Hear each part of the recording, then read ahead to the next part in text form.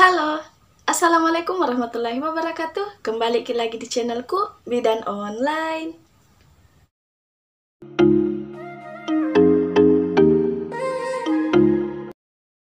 Di video kali ini, kita akan membahas tentang makrosomia atau bayi besar.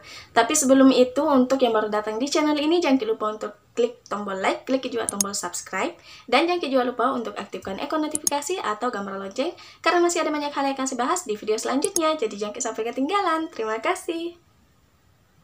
Oke moms, jadi apa itu makrosomia? Makrosomia itu adalah suatu kondisi di mana bayi yang baru lahir itu berat badannya lebih dari angka normal. Jadi berat badan bayi yang lahir yang disebut dengan bayi makrosomia beratnya itu lebih dari 4 kg. Mungkin sebagian besar moms pernah menemui hal seperti itu di mana bayi lahir dengan berat badan yang berlebih. Nah, apa sih penyebabnya? Kenapa bisa bayi itu lahir dengan berat badannya yang besar, yang di atas dari angka normalnya? Jadi ada banyak faktor yang menyebabkan hal itu. Yang pertama adalah faktor genetik atau faktor keturunan. Selain itu, juga disebabkan karena pola makan ibunya yang tidak teratur pada saat hamil.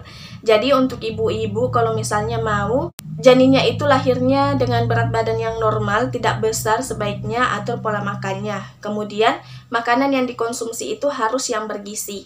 Jadi pilihan makanan itu seperti sayur-sayuran, daging, buah segar. Jangan makan makanan cepat saji, makan goreng-gorengan yang berlebihan itu tidak bagus. Jadi semuanya harus dihindari. Janin besar juga bisa disebabkan karena penyakit yang diderita ibunya pada saat hamil, kemudian atau penyakit bawaan, kemudian bisa juga disebabkan karena obesitas, kemudian bisa disebabkan karena diabetes gestasional. Diabetes gestasional ini adalah diabetes atau peningkatan gula darah pada ibu yang terjadi selama kehamilan, yang mungkin sebelum hamil itu gula darahnya normal, tapi setelah hamil itu terjadi peningkatan gula darah, sehingga itu juga yang bisa menyebabkan terjadinya kelahiran bayi dengan ukuran atau dengan berat di atas normal. Nah, kemudian bagaimana sih cara mengetahuinya? Bagaimana ibu hamil itu bisa tahu kalau ternyata janin yang dikandungnya nanti pada saat lahir itu kisaran berat badannya itu adalah di atas 4 kg. Jadi, cara yang harus dilakukan adalah dengan sebenarnya bisa dilihat dari luar. Kalau misalnya orang yang sudah tahu bagaimana pembesaran perut ibu hamil, itu dari luar kita bisa mengira-ngira bahwa janin yang dikandung ibu hamil itu sepertinya berat badannya itu berlebih atau janinnya itu besar. Tapi untuk lebih memastikan, ya dilakukan yang namanya USG. Karena kalau misalnya bayinya besar kemudian dilahirkan secara normal, memang ada bayi yang ukuran beratnya itu di atas 4 kilo tapi lahir secara normal. Tapi kita harus mengetahui kemungkinan atau resiko-resiko yang akan terjadi. Jadi untuk menghindari itu, itulah kenapa ibu dianjurkan untuk USG, supaya kita sebagai tenaga kesehatan juga mempersiapkan untuk persalinan ibu yang lebih baiknya bagaimana, yang lancarnya seperti itu.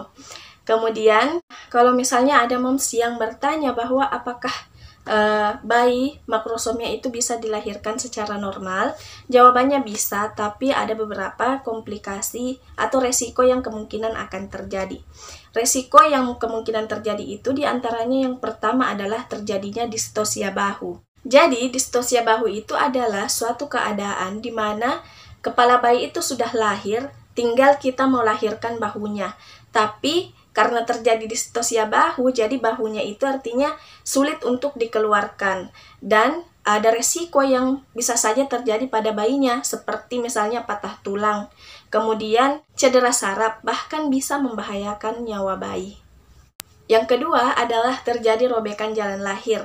Jadi persalinan normal kan biasanya memang terjadi robekan, tapi robekannya tidak separah jika bayi yang dilahirkan itu adalah bayi dengan makrosomia. Kemudian kalau misalnya terjadi robekan yang parah, itu juga bisa memicu terjadinya perdarahan hebat karena bagian otot-otot vagina itu tidak bisa berkontraksi sehingga darahnya terus-terus mengalir. Selain terjadinya robekan yang parah dan juga terjadi perdarahan atau resiko terjadinya perdarahan, bisa juga terjadi yang namanya robekan rahim. Jadi memang robekan rahim itu jarang terjadi, bahkan kasusnya hanya sedikit, tapi itu adalah salah satu resiko kemungkinan terjadinya jika bayi dengan makrosomia itu dilahirkan. Tapi bukan berarti bayi dengan makrosomia itu tidak bisa dilahirkan secara normal. Ada yang bisa dilahirkan secara normal. Tidak selamanya bayi makrosomia itu dilakukan operasi kemudian bayinya lahir, karena ada misalnya ibu yang melahirkan di pedalaman atau daerah-daerah di perkampungan di mana hanya ditolong dengan bidan tanpa operasi, tapi bisa juga karena dalam keadaan darurat. Jadi tidak selamanya ya kalau misalnya bayi makrosomia itu harus dioperasi. Ada juga yang lahir normal, tapi sebelum itu moms harus rajin periksakan supaya kita sebagai tenaga kesehatan bisa mengantisipasi jika memang terjadi hal seperti itu. Tidak sampai di situ saja moms. Jadi bayi yang lahir dengan makrosomia itu akan mendapatkan efek jangka panjang dari hal tersebut. Efek jangka panjangnya itu maksudnya resiko yang akan kemungkinan terjadi pada bayi itu tidak sampai di situ saja, tapi bisa berlanjut sampai bayi itu dewasa. Jadi kalau bayi lahir dengan makrosomia, ada kemungkinan besar akan mengalami yang namanya obesitas atau diabetes. Selanjutnya, apakah kelahiran bayi makrosomia itu bisa dicegah? Bisa moms. Jadi ada beberapa hal yang harus moms perhatikan untuk mencegah terjadinya makrosomia, yaitu yang pertama adalah makanannya harus dikontrol. Kurangi mengkonsumsi makanan-makanan cepat saji dan konsumsilah makanan yang bergizi. Kemudian yang selanjutnya adalah kontrol berat badan. Jadi ibu hamil dengan beratnya misalnya beratnya itu 60 kg sebelum hamil. Jadi dengan berat 60 kg moms harus tahu berapa sih kenaikan berat badan moms itu selama hamil secara normal.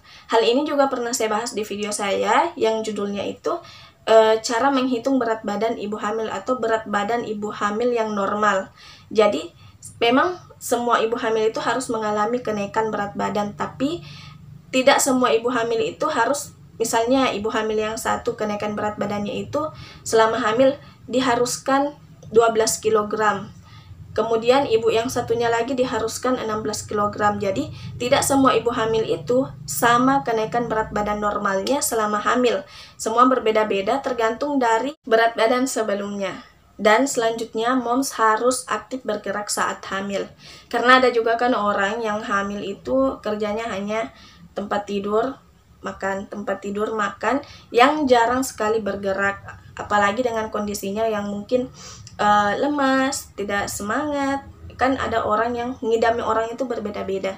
Jadi kalau misalnya moms dalam keadaan seperti itu, sebaiknya moms harus menanamkan dalam diri moms bahwa moms itu harus bergerak. Setidaknya kalau pagi bisa jalan-jalan di sekitar rumah atau sore hari juga berjalan-jalan. Jadi harus aktif bergerak selama hamil.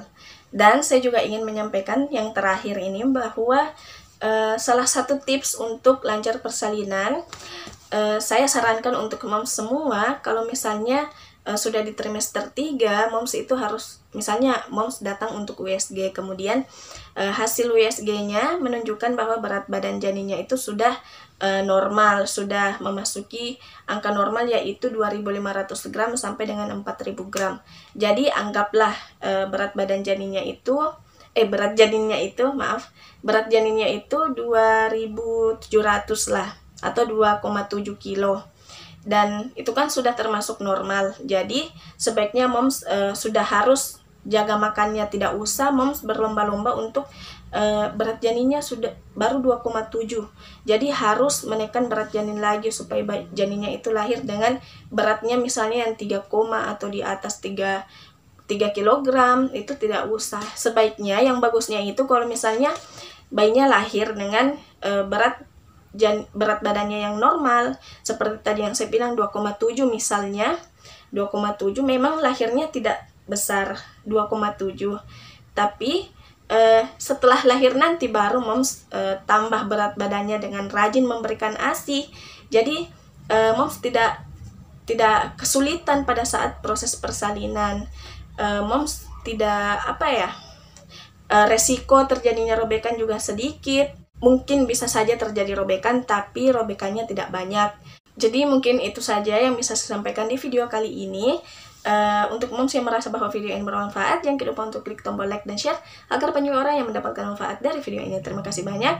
Untuk moms yang ingin bertanya bisa tuliskan di kolom komentar atau bisa juga DM di Instagram saya yang saya cantumkan di deskripsi. Terima kasih banyak. Untuk moms juga yang ingin menyampaikan atau menyarankan video apa lagi selanjutnya yang akan kita bahas, bisa tuliskan juga di kolom komentar. Terima kasih banyak. Wassalamualaikum warahmatullahi wabarakatuh.